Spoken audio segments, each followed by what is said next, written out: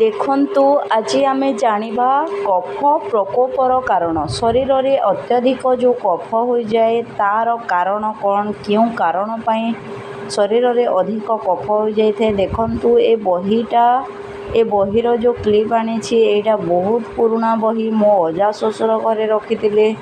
ତ ଦେଖନ୍ତୁ ମୁଁ ଆଜି ଆପଣଙ୍କୁ କହିବି କଫ ପ୍ରକୋପର କାରଣ। ଦିବସରେ ନିଦ୍ରା, ଦିନବେଳେ ଯଦି ଆପଣ ଶୋଉଛନ୍ତି, ପରିଶ୍ରମ ନ କରିବା, ପରିଶ୍ରମ ଯଦି କରୁନାହାନ୍ତି ଓ ଆଲସ୍ୟ ଏବଂ ମଧୁର ଅମ୍ଳ ଓ ଲୁଣିଆ ଦ୍ରବ୍ୟ ଖାଇଲେ, ଶୀତଳ ଦ୍ରବ୍ୟ, ମଧୁର ଦ୍ରବ୍ୟ, ଗୁରୁପାକ ଦ୍ରବ୍ୟ, ବ୍ରୀହି, ବରଗୁଡ଼, ଖସା ଲଡ଼ୁ, ବସା ଦହି, ଦୁଗ୍ଧ, ଖେଚେଡ଼ି, କ୍ଷୀର, ଗୁଡ଼ ଓ ଗୁଡ଼ ପ୍ରସ୍ତୁତ ଦ୍ରବ୍ୟ, ଜଳଚର ପ୍ରାଣୀର ମାଂସ ଓ ମକା, ସିଙ୍ଗଡ଼ା, ତାଳ, ନଡ଼ିଆ ଆଦି ମଧୁର ଫଳ, ଲାଉ ଓ ପାଣି କଖାରୁ ଆଦି ଲତା ଫଳ, ଏହି ସମସ୍ତ ଦ୍ରବ୍ୟ ଅଧିକ ପରିମାଣରେ ଭୋଜନ, ଆହାର ଜୀର୍ଣ୍ଣ ହେବା ପୂର୍ବରୁ ଭୋଜନ ଇତ୍ୟାଦି କାରଣରୁ କଫର ପ୍ରକାର ବା ତା'ର ପ୍ରକୋପ ବୃଦ୍ଧି ହୁଏ। ଦିବସ ଓ ରାତ୍ରିର ପ୍ରଥମ ଭାଗ ଭୋଜନର ପ୍ରଥମ ଅବସ୍ଥା।